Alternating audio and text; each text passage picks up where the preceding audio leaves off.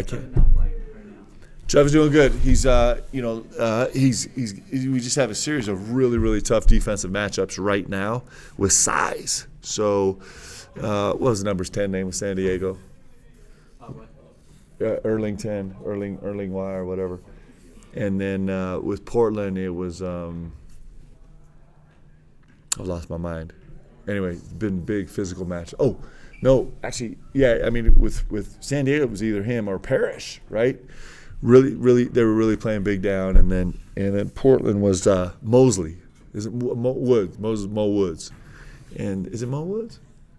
I think so. 6'7", 6'8", right? So we've been playing really big threes. We're actually playing a really big physical three, Santa Clara Justice, who shoots the living daylights out of the ball, and so it's really challenging us at the three to guard.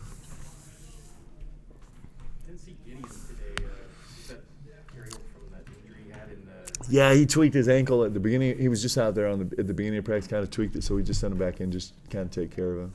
He's a vet. He knows that, he's like, listen, Monday, Tuesday, probably not that important. Let me just milk this, and I'll go get some shots up Wednesday. And no, I'm kidding. He's not like that at all. When you were talking to Trevin, just kind of in the stretching area, what was kind of your message to him right now? Well, just a fun challenge for him. I mean, it was not a dissimilar matchup with San Diego last night, and her Coach Sendek went straight at who's the little white guard for San Diego, Joey Calcaterra. Justice went right out Calcaterra, like, to start the game. They were like, we're going right at, we like the mismatch, we're going right at him. I'm sure they look at our lineup and say, oh, we're going to go the same direction. So Trev got a huge challenge now to begin this game. Can he step up and can he manage this? And it's actually super fun. Like, the matchups are really fun. And there's ways Trev can really attack on the other side of the ball. So it's going to be fun. If there are times during the season where you kind of look at some metrics that you guys have internally or whatever is available to the public, and you see a player like, oh, one of my players is doing great right now in this area, defensively or whatever it is. Yep. How do you adjust for that? What's the message there? How do you get them to care about the numbers but also care about the long-term vision? Yeah, so the last couple weeks I've been just scratching my head because we're using these leverage numbers, which is a new analytic for us. It's super comprehensive, and there's some leverage numbers for players that do not match up with what I'm seeing with my eyes, and it doesn't match up with how I'm coaching.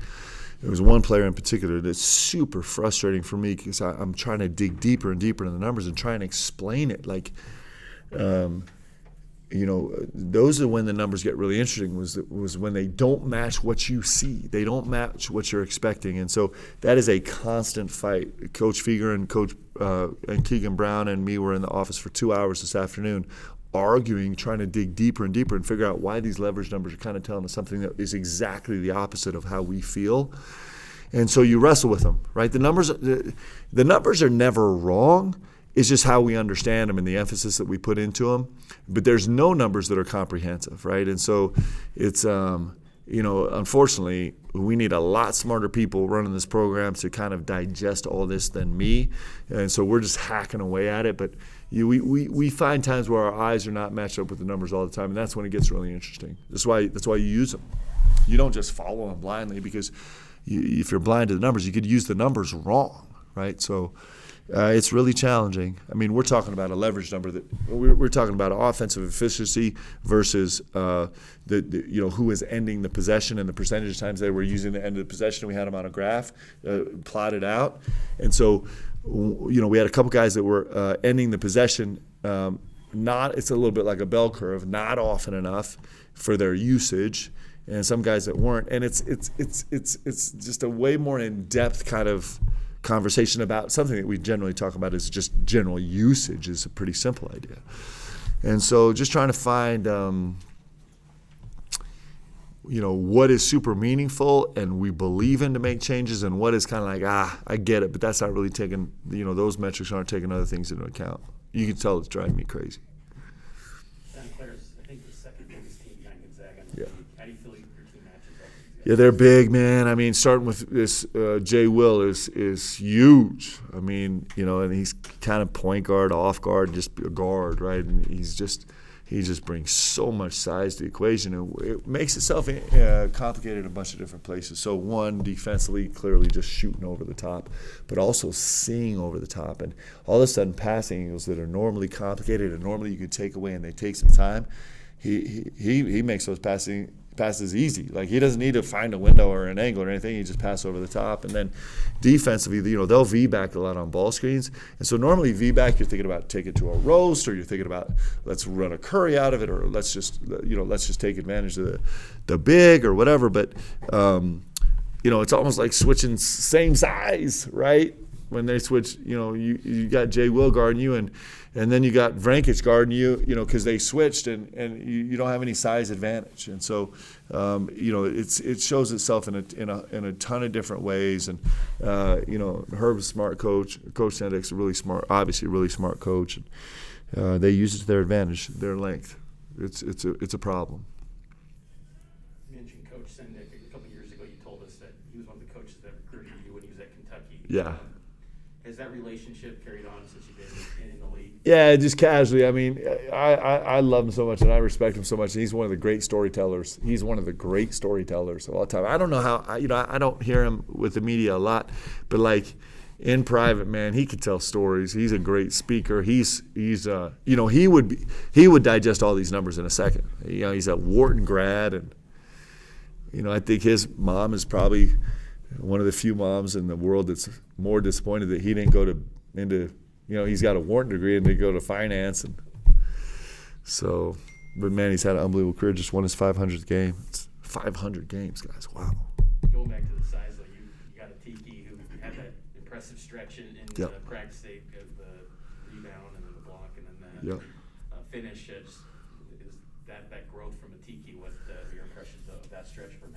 Yeah, it's really important for us. We've talked about it since the beginning of the season. Foose and Atiki, just because of the situation we're in, our ceiling is a little bit connected to those two guys, and it's really fun to see them grow because they're both growing really quickly, and so it's fun because the guys witness it. The guys appreciate it also, and everybody's watching it in real time. Coach, you talked last week about what the AP polls mean to you. And just the reputation of the program. What are your thoughts on being ranked just one outside the top 20? Yeah, we're just one out, man. I think we're 24 Ken Palm, 25 net, 26 AP. So it sounds like that's probably where we should be ranked. I mean, it's pretty good consistency right there. And this will be another opportunity this week. We got 2 really tough games on the road. So it'll be an opportunity to prove if we belong there, if we don't. We've had good fortune.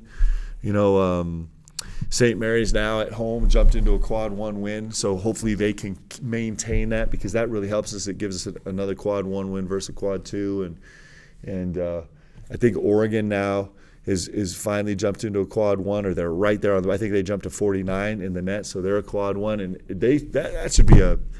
I mean, this Oregon game, that should be like a quad 0. They're so good. And, they say it was a neutral, but it was in Portland. I don't know how much less neutral you get that. You walk around Portland, there's ducks everywhere. In fact, I kid you not, you see these ducks on TV, and they look so cute. You know what I mean? Like, they look fuzzy, and they got a big beak. You see them in person, they're freaking terrifying. You seen a duck in person? It is terrifying. Like, they're waddling around, whack, whack, whack, and they're like, it is terrifying.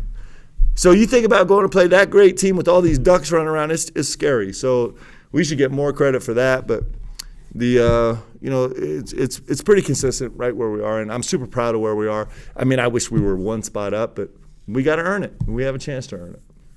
I know you like routine. When you go on the road, is there a certain routine you try to get these guys ready to play?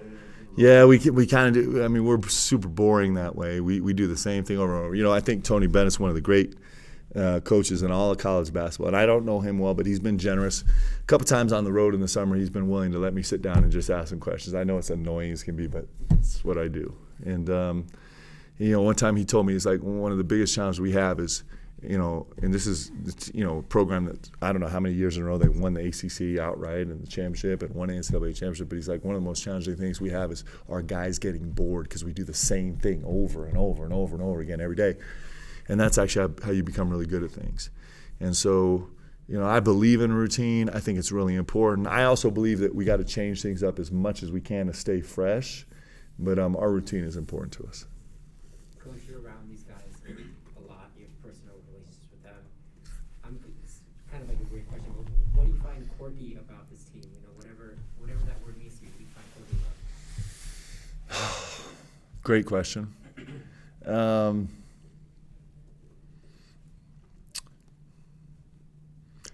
This team's got a lot of fun personality, right? I'll tell you what's interesting, and this is not so quirky, but it's really interesting.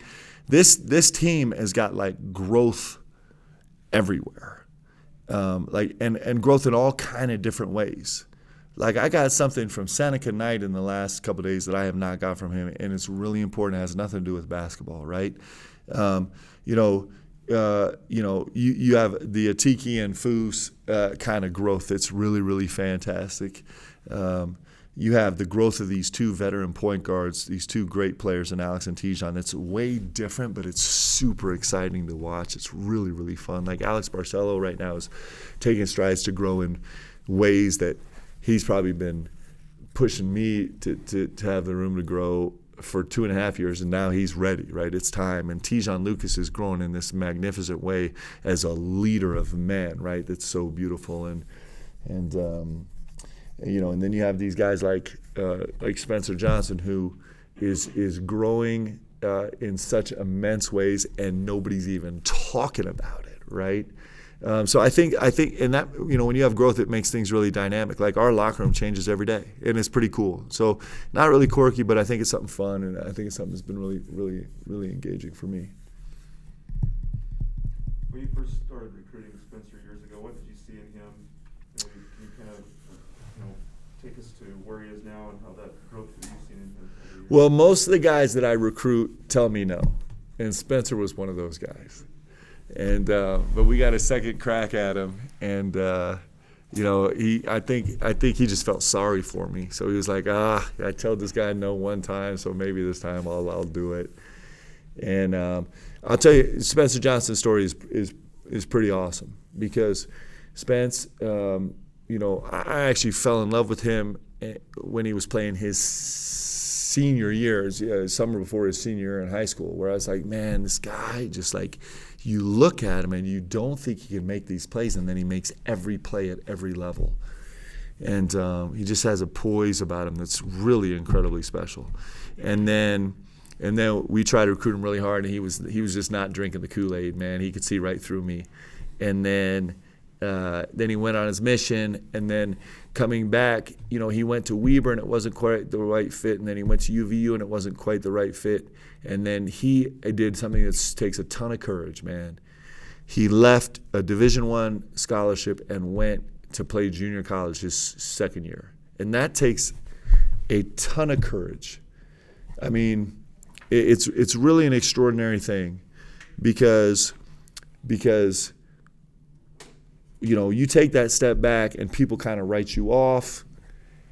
I think at times it could feel like you're confirming the fact that maybe what people have said. You always hear people saying you're not good enough, and then you're going from Division I back to junior college.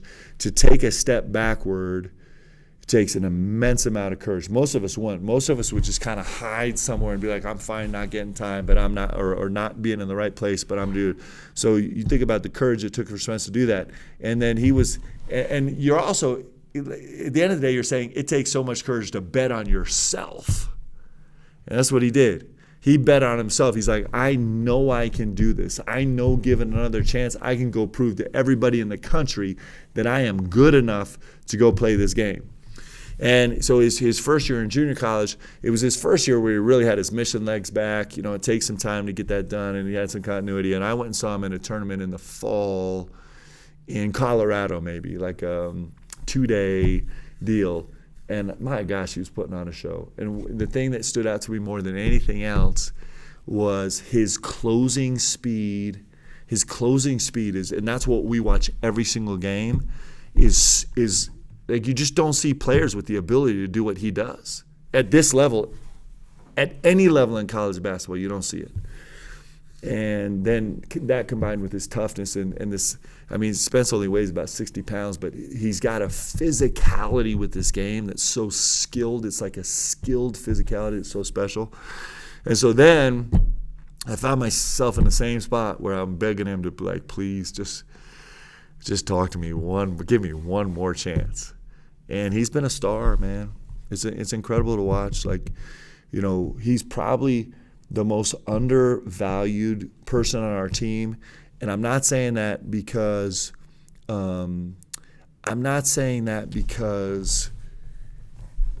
we undervalue what he does. What I'm saying is he gets the least amount of attention for the incredible work that he does. Like, there's no chance. There's zero chance we have the success we had this year, last year. No chance without him. None. Like, he's one of the few guys that I just put on the court, and I'm just like, in fact, it's starting to hurt me to keep the rotation. Like, I'm like, I gotta put somebody else in. I gotta give somebody else a chance to play some minutes. And I'm like, I wish we could play 6 guys. The problem with Spence, too, is he never gets tired. So a lot of these guys, I can be like, oh, good, he's tired. I can move on with the rotation. Spence never gets tired. He's shooting the ball unbelievably well. All his metrics are ridiculous. So he's crushing it. Great story, man. Coach, there's a lot of talk on the football side of college sports with the transfer portal. I'm curious just from your thoughts. You built a program roster with guys from the portal. Do you feel like the portal has been a good thing for college sports right now? I don't know. I mean, it's good and bad. It's everything. Like, everything's good and bad, right? But the portal's what we got. And so what we'll do is focus on the greatness of the portal. And so the portal's a great thing. And that's what I'm going to choose to focus on is you know, I've seen guys come into my program that are feeling a little bit broken and find new life and new determination. And it's almost like the change is so scary and so humbling that it lets you start over or reset. And for the guy in the right spot in his life, it can change his life forever.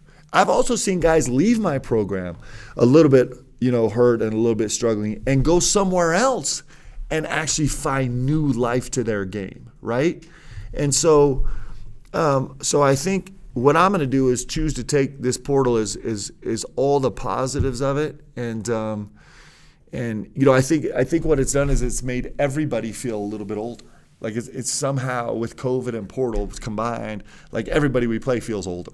Like, I don't know what the numbers are, but in my mind, we're like right in the middle of the WCC in terms of age of our team. I don't know how common that is for BYU, right? I think it's normally the opposite, and you know, so I believe in second chances, man. I believe it.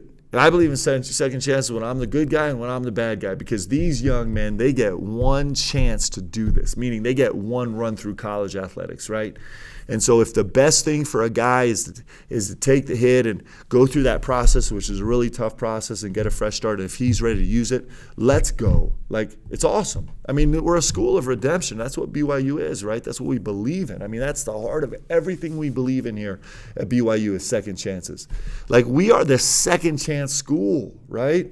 I mean, that's the atonement of Jesus Christ. That's what it is. And so if you think about this transfer portal as second chances, then I think it is a beautiful thing that fits in incredibly here with what BYU stands for. I really do.